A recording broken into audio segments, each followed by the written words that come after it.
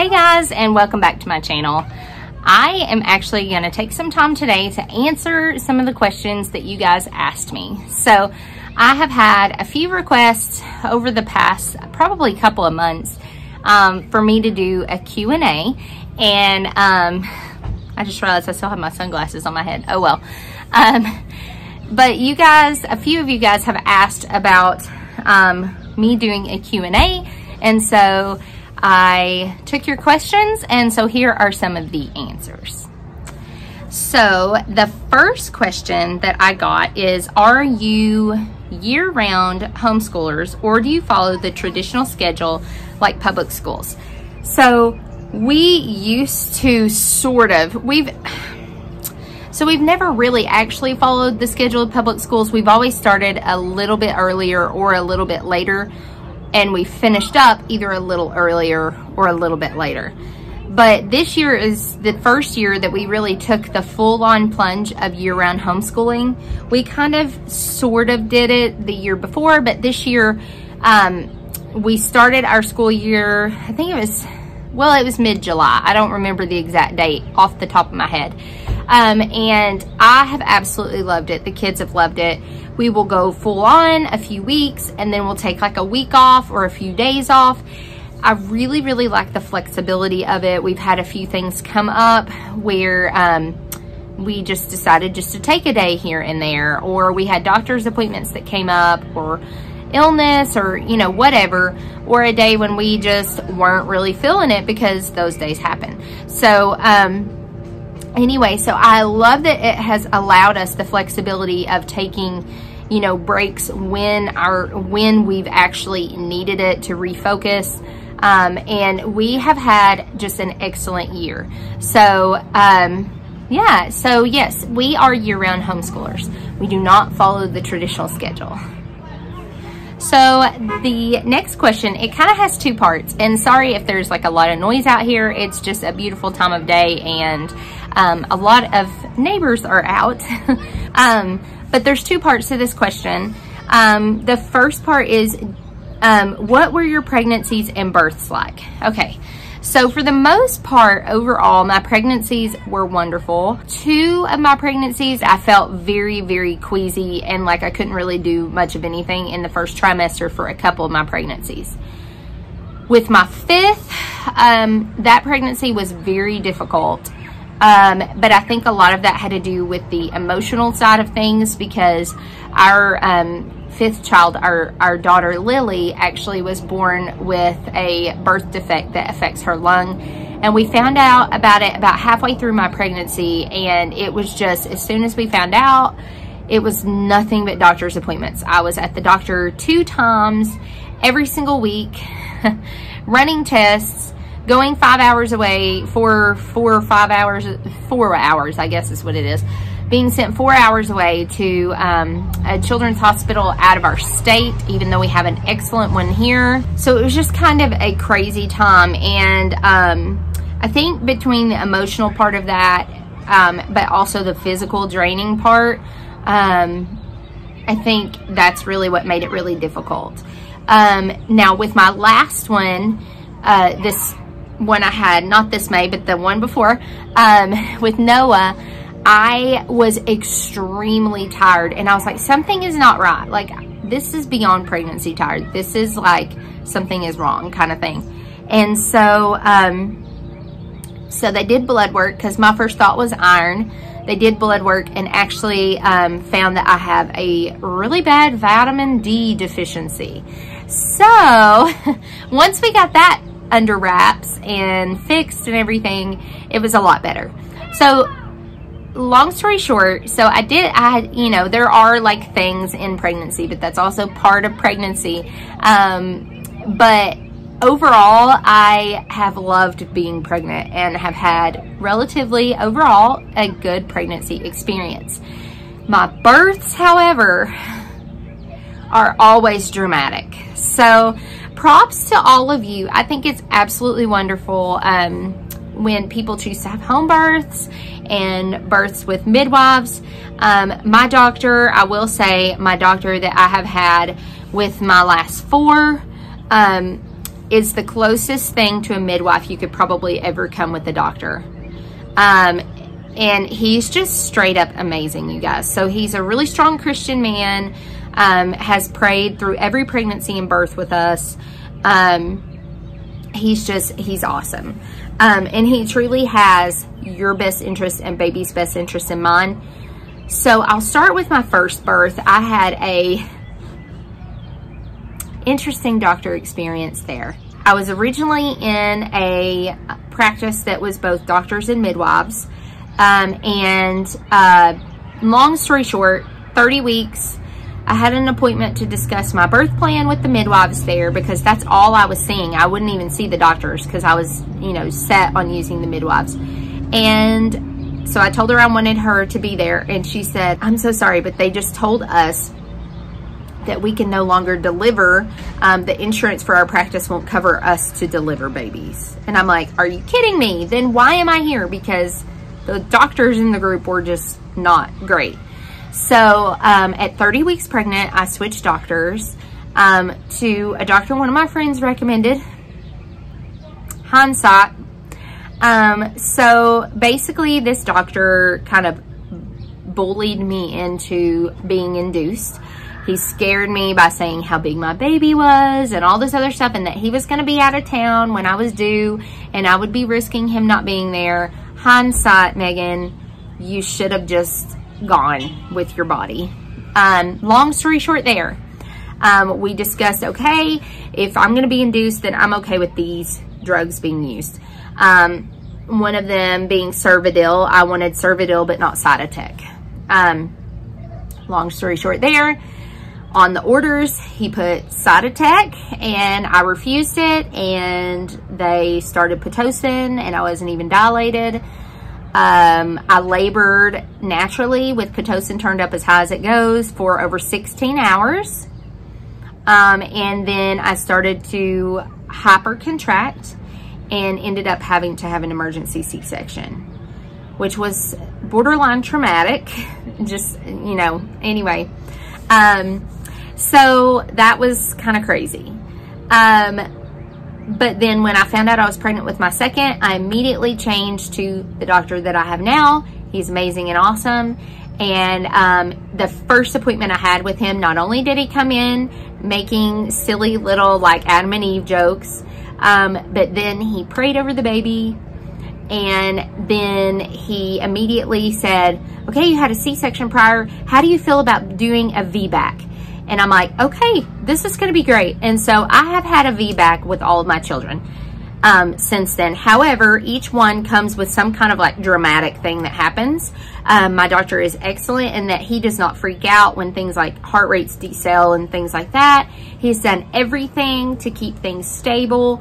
And other than just, you know, those like random traumatic moments, I've had, you know, good birth experiences, I guess. Other people might not think so if I really went into detail on that. But I'll kind of keep it kind of short and simple in that there are traumatic moments to every birth. And I would much rather be pregnant than give birth. So we'll keep it that way. So the next part of that question is, do you hope to have more children? It truly is all up to the Lord and what he has for our family. It has been from the beginning. John and I had been married for like a year and a half, and we wanted to have children. And there were things wrong with my body. It was not functioning right. Things were not happening. And so they ended up, long story short there, all of these could be long stories. Long story short there, they ended up prescribing Clomid, which is a fertility drug, because there was just nothing. My body wasn't doing anything to where I could have gotten pregnant. So like I wasn't ovulating or anything like that. So anyway, so I was afraid to take the Clomid, but I went ahead and I got it filled, and I actually had it sitting on my bedside table. And I was like, I don't know. And I would literally look at it every day. And then something inside me it was not long after my grandfather had passed away, and he was really like a father figure to me. I told John, I said, can you pick up a pregnancy test on the way home? He was like, Megan, really? We could have bought stock. We should have bought stock in pregnancy tests. And he was like, is there something that makes you think that? And I was like, no, but I don't know. I just feel like I need to take a test. And so I did, and sure enough, it was positive. And it was just so random and out of nowhere after so long of trying and being considered, you know, someone who was struggling with infertility. And so anyway, so since then, you know, it's really just been by the Lord's intervention and the Lord's leading that we have had our children. So let's see. Okay. So, some of these are good questions, and I don't know if I can answer some of them. So what is your family's favorite thing to do in the mountains? So we live in Tennessee, and we love our Smoky Mountains. Our favorite thing to do in the mountains is actually, we love to go to Cades Cove. We love to just get out and walk around and hike and explore and things like that. And we love to play in Little River that's up there. That's what it's called, is Little River. Anyway, so we love to just pull off. If you're familiar with the Great Smoky Mountains at all, if you're on your way to Cades Cove, on the left, there's a turn off to an area called Tremont.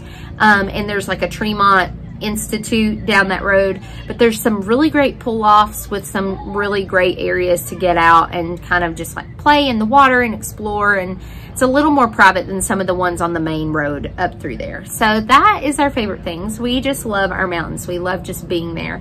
And fun fact, some of my family was actually some of the last people to live in Cades Cove. So fun fact. Okay. So what are mealtime expectations for your children, and how do you deal with picky eaters? Okay, so since we had children, our kids have always been expected to eat whatever we put on the table. It's not in a cruel way. It's just we have never been, quote, short order cooks. We have never, like, I've always made a meal plan, and it's whatever's on the meal plan is what's on the table that night, and you eat from what's there.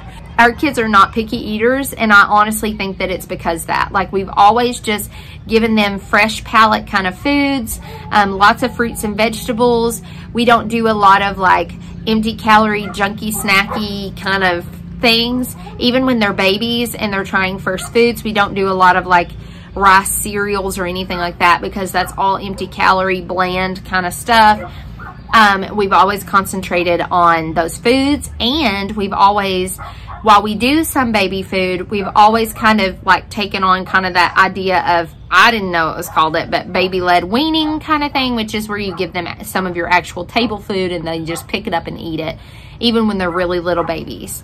So, you know, obviously not something that's going to make them get choked or anything, but it has always been the expectation that this is what's for dinner, and if you don't like something, you don't have to eat it, but the expectation is that you at least have a small amount.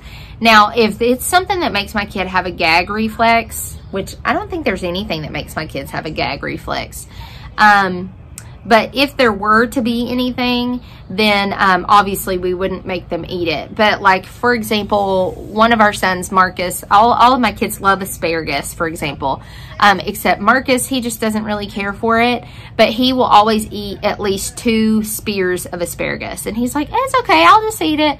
And it's just no sweat. It's never been anything that we've had to, quote, fight about or anything. It's just, you know, that's just how we do things. It's just our family. And we've always eaten together. We don't ever do meal times apart from each other. It's just, we're family and we're together. So that's our meal times. How about managing sibling fights and disagreements? Feels like a constant here. Girl, I am with you on that. Yes.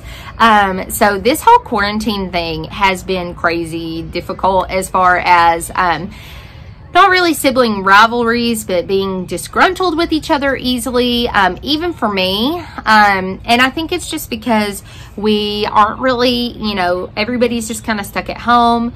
We're not mingling with other people really. And, you know, church is really important to us, and not just for the aspect of like spiritual growth, but also for fellowship. Those are the people that we do life with. And so it's been difficult in that sense that, you know, it's hard for us as adults, but we've had provisions like Zoom meetings and, and being able to go to the grocery store and things like that, where like our kids aren't really able to do those things. And I realized probably 2 weeks into it, what a toll that has taken on our kids. You know, sometimes when they're really little, you don't really think it bothers them that much, but it in actuality really does. So yeah.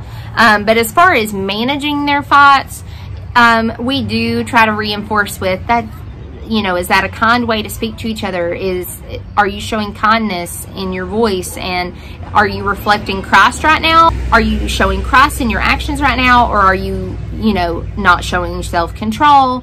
Are you using self-control? So we kind of use that lingo, and we just redirect when they do it, when they speak to each other nasty or, you know, whatever, and immediately, you know, have them reconcile. So that's how we deal with it. Now, if it is a pretty big sibling spat, which happens, sometimes it even happens, you know, with adults, like, you know, husband and wife even have bigger little spats where we need to take a second, walk away, take some deep breaths, and then when we are in control, come back and discuss and talk about it. And so I handle that the same way that I would if me and my husband had a disagreement where we need to, you know, we need to step away before we get too out of control with our voices getting at too high of decibels. We'll keep it that way. No, so yes, so I do think that it is important to, when like my oldest is getting to an age, he just turned 10, he's getting to an age where he is starting to get kind of annoyed with younger siblings at times, which I totally understand. And so when that happens, he just needs to take a second and he needs to step away. He needs to refocus. And then he comes back upstairs and then he's ready to talk about it. And so we're just really intentional about talking with our kids, keeping communication open. Usually there's a deeper problem when there are those sibling spats. So yeah, I guess that's how we deal with it. So now if there's like hitting or anything, which there can be, then same way, we deal with it right then. That's not appropriate. You do not touch them with your hands in that way. And so yeah, so that's how we deal with it. Now I am moving over to the questions from the community page on YouTube, where I asked for your questions as well. And Amy asked, did you take time off of homeschooling when you had a newborn? If so, how long, or did you still maintain your daily school schedule? Okay, so I am a person of routine, and when I get out of routine, it's difficult for me. Now, don't take that as I'm a highly organized person, because I'm definitely not. But when I had our fifth, for example, even though she was, you know, high needs in the sense of like medically, we started back with school probably when she was about a week and a half old. We did it very lightly. We basically concentrated on reading and math. And we did read alouds. You can do a lot just with those three things. So with our read alouds and things like that, I would try to choose things that were either historically or science focused. And we utilized a lot of like the Magic School Bus and things like that on Netflix and Prime. So, and there's another one called DIY Sci. That's a good one, and another science show. But anyway, so that is kind of how I've dealt with it. We are kind of more of a relaxed homeschool routine anyway. So I kind of didn't really take a break with my newborns, only because I am a creature of habit, and it really helped as far as like managing my home. Now, I did not overextend myself. It was a lot of, when I was nursing, I would do a read aloud. Or when I was nursing, I would put on a science show or something else kind of along the lines of being educational for the kids to watch. So that's how we did things. So the next thing is, oh, Tiffany asked me, what's your favorite thing to do for fun for you? So what's my favorite treat, my favorite meal, favorite memory with your kids, and favorite memories with your kids aside from their birth? Okay, so yes, obviously their births were wonderful, wonderful memories. But actually, I will start there. So I do have an awesome, wonderful memory of one weekend. John had a day off, like I guess it was on a Friday or something. And we decided we had some money kind of put aside and saved just for like a whatever fund or whatever. It wasn't very much. It was like less than $500. And we decided kind of on a whim, which was really fun. I love that whole thing. Like, I'm one of those people that I would get in the car tomorrow morning, drive 7 hours to the beach, go to the beach that evening and afternoon, and then drive back overnight. Like, I love spontaneity. And so kind of on a whim, we decided to, at the time we had 4 kids, and they were all under the age of 5. They were all 4 and under. And we decided, okay, you know what? Let's go to Hilton Head for a weekend. And so we stayed 2 nights, 3 days, and went to Hilton Head. And it was just, oh my word, we had the best time. It was so much fun.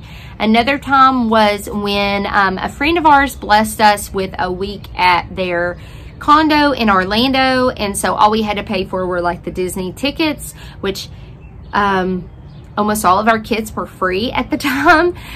We only had to pay for 1 or 2 of them. Anyway, we only had to pay for 1 or 2 of our kids at the time, but we went to Disney for, well, we were there for 10 days, but we went for 6 days.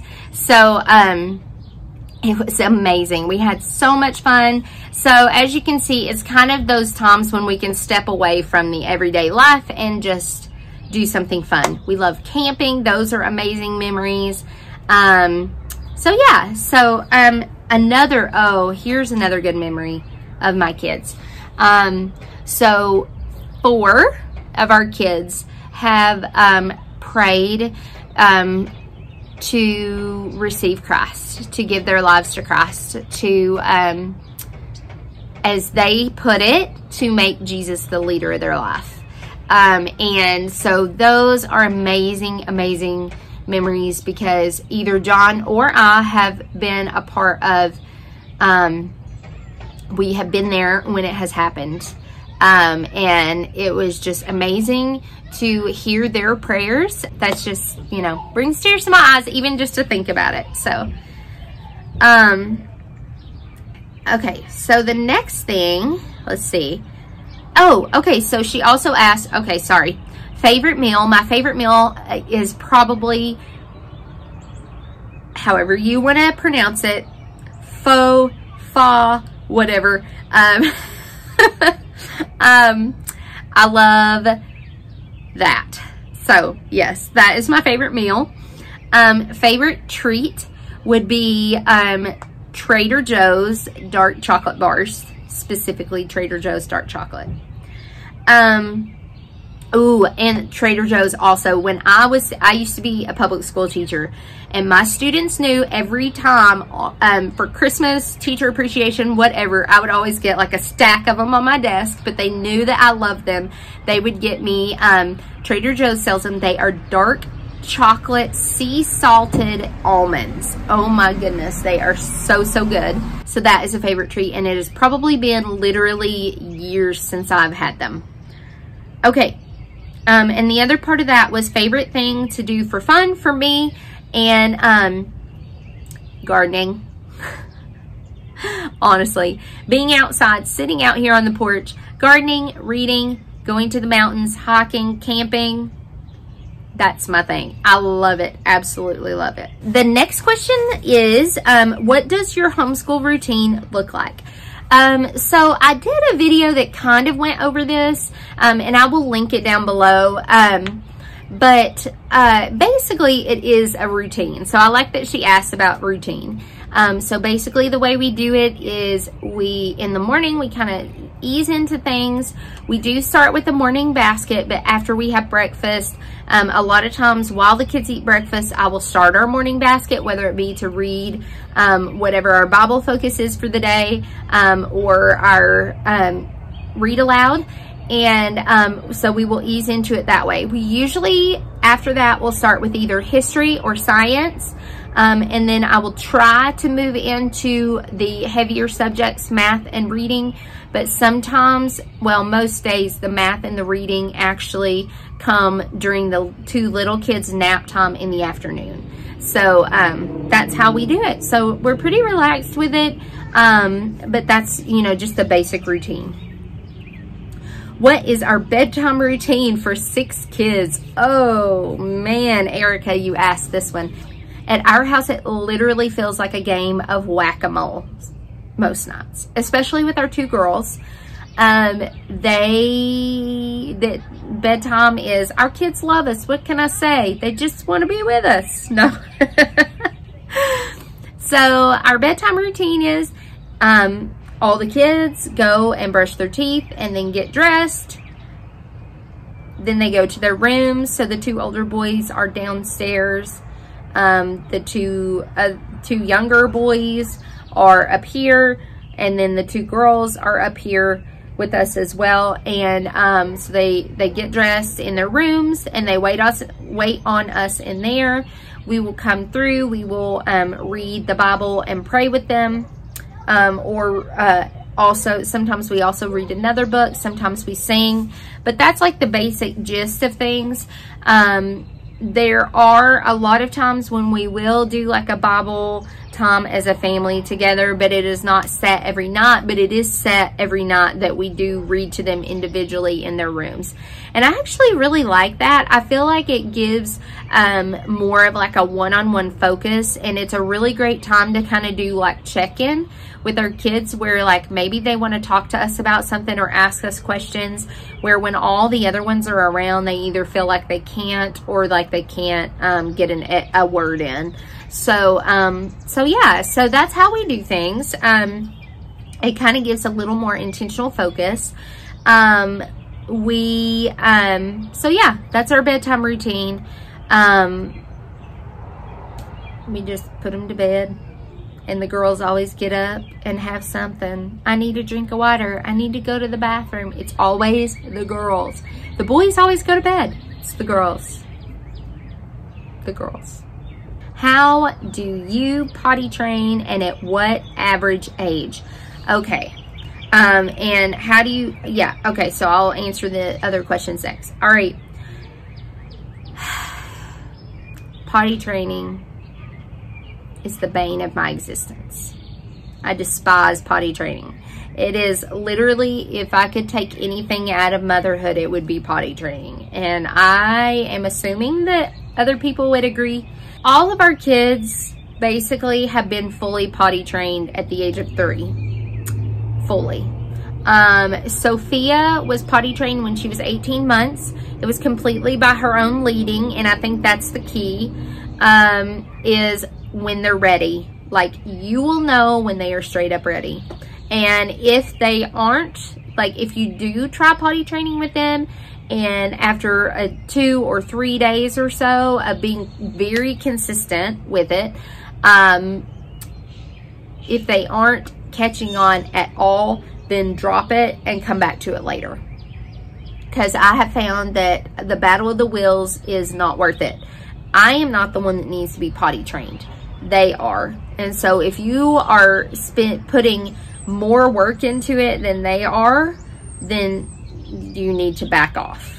That's just my opinion and my experience. I know other people have great experiences with like I know I have a lot of friends that do like the oh crap method, I think is what it's called. I have another friend that she was telling me about, I don't know what it's called, but basically she has her kids potty trained in 2 days, and I don't know. I think it's wonderful, but ours is always, the magic age has always been 3, and I'm okay with that. So now, okay, so Sophia was 18 months. She was potty trained, and it was by all her own leading.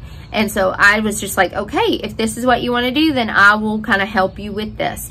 And so, so we did. She was potty trained. Even at night, like I would still put a diaper on her, but she would wake up and she would be dry. She got a really, really, really bad bladder infection.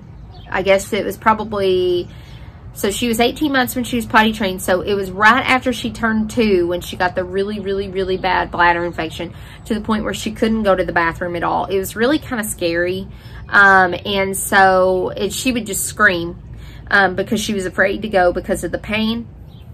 Okay, so it was at that point, I guess it was like a trigger for her, but she completely regressed to the point where she absolutely did not want to go. And I think it's because she associated that pain from that infection with the toilet. And so she regressed at that point. And then shortly after that was when we went on that Disney trip that I mentioned earlier. And so yeah, so it just kind of undid everything. And so for her, 3 years old. So, and I think really it has to do with where they are developmentally, having studied all the stages of development and all that kind of stuff, like just them being able to completely conceptualize how everything works. I think that that's super important. And so yeah, 3 has been the magic age, and it's more of just taking them to the bathroom just on a really good routine. First thing in the morning, let's go potty. Right after breakfast, let's go potty. Right, you know, and it's basically, I didn't do 30-minute increments or 45-minute. I did more like hour increments. We did reward. We've done sticker charts. That worked well with one of them. The other ones, M&Ms, giving them an M&M worked well. Just basically just the routine and the structure and the persistence is really important. So how do you prioritize your marriage with so many little people? So that's another thing that before we even had kids, we discussed extensively about that. Our marriage was very much focus on God, focus on each other, focus on our children. And when John and I are really focused on God and each other, we make an amazing parenting team. And I'm not saying that to toot our horns or anything like that, but when we are, you know, on that even plane there, and that's how your communication happens. If you're not communicating well with your spouse, then you're going to become unbalanced. You're going to have disagreements about how this was handled or that was handled, or you're not stepping up enough, or, you know, whatever. But when you stay focused, and you're focusing first here, focusing next there, and then here, everything, it's those checks and balances. And so prioritizing our marriage with so many little people, it is very much, Mommy and Daddy are talking right now. You know, like if they try to interrupt us, Mommy and Daddy are talking right now. Our kids think it's hilarious when they'll go, we want to see you smooch. They think it's the funniest thing when John just gives me a quick little peck on the cheek or on the lips or whatever. They just think it's really funny. So yeah, so prioritizing our marriage. And also we are very intentional about when our kids go to bed, we don't go our separate ways. We hang out together on the couch or doing dishes together, or, you know, whatever. But just being with each other. And he's my best friend, so there's nowhere else I would rather be. How do you deal with toddlers running off when they need to stay close? So this is something else that really hasn't been much of a problem for us. We have always taught our kids to stay close to Mommy and Daddy in order to stay safe. And we have always been upfront and honest with our children about, if you run off, someone could take you. And we don't say that to scare our kids. Our kids are not fearful of strangers. They are vigilant of strangers. And they are friendly towards strangers when, you know, the time presents itself and when it's appropriate. I think just instilling in them that discernment, that sometimes people are unsafe, and they need to know that. You know, if you cannot shield them and protect them from every bad thing in the world, but it is our role to equip them against the bad things in the world. And so we've always been very honest with our kids about, you know, someone could take you if you run off from mommy and daddy, and then we would never see you again, and that's really scary.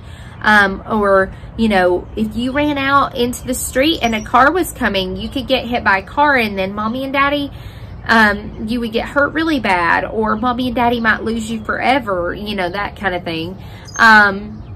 So we do try to be really intentional with that, but also using the lingo and the wording of, you need to obey mommy and daddy and stay with us, and holding their hand. Lily right now is in that age and stage. She is almost 3, and she is in that very much, no, I want to do it, no, I want to do it stage. And she has a couple of times let go of my hand, and she doesn't want to hold it, and I will just, you know, hold her hand, and I'll say, no, you need to hold mommy's hand, you need to be safe.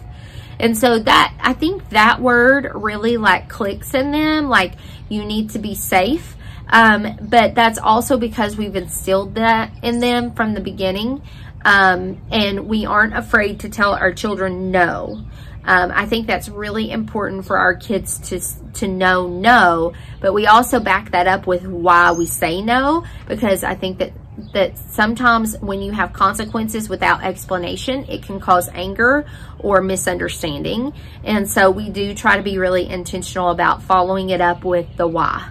Another question about how we prioritize our marriage with so many little people. So what do we do for fun, and how do you get your kids motivated to do school? So we have really, okay, so let me start with the marriage and littles. Okay, so again, I mentioned that after they go to bed, we do spend more intentional time with each other. We have learned to love home dates, quote unquote, playing video games together. Yes. Doesn't happen often, but you know, it does happen sometimes. Playing board games together, just talking, listening to sermons together, watching funny TV shows like The Office together, that kind of thing. And sometimes we'll do home dates where one of us will go and pick up our favorite to-go meal from a restaurant, bring it home, have just a late dinner, just the two of us, and enjoy watching, you know, that funny show. Or I don't say movie because I can't concentrate on movies. It's very difficult for me to watch movies unless it's a Ken Burns documentary.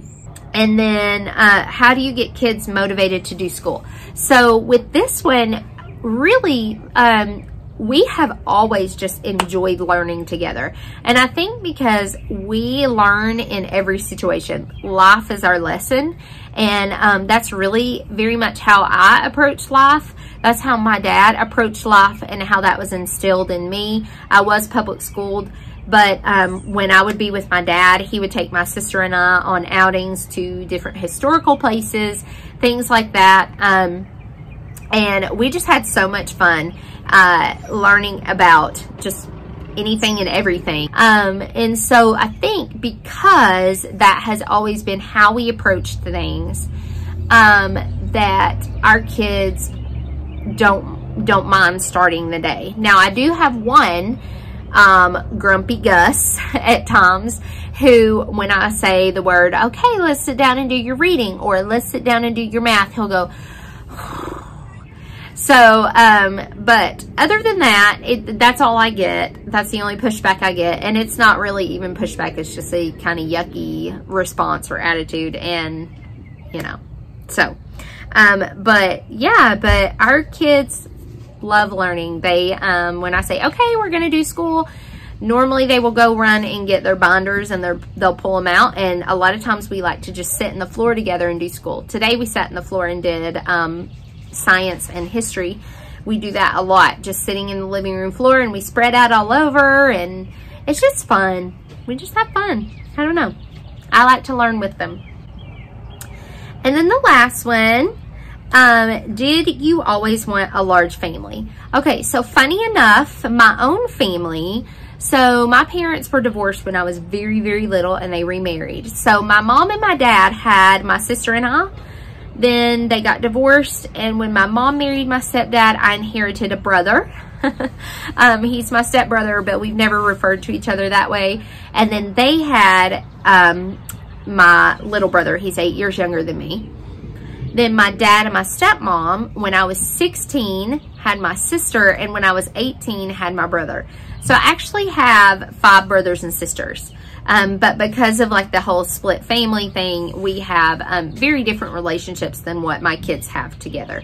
Also the age difference and everything. So it kind of creates a neat dynamic though, as far as like how my relationships differ with my siblings. But all that to say, I think John and I, when we first got married, we talked about 2, maybe 3 kids.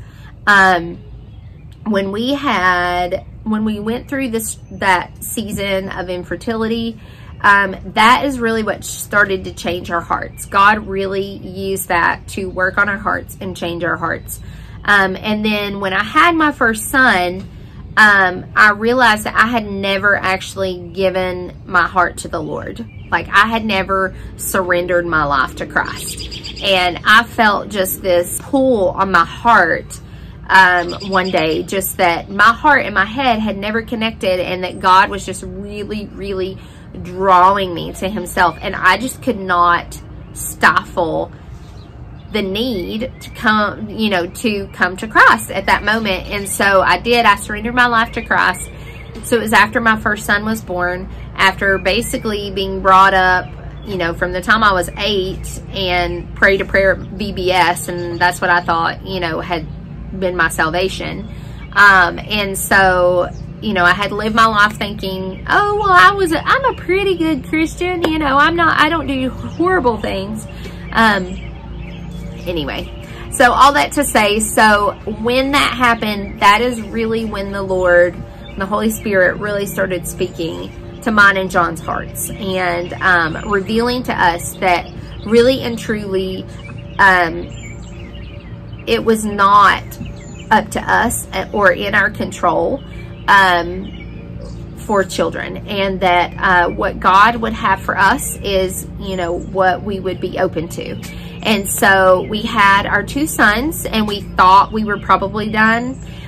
We became foster parents, and then didn't get a placement for a while.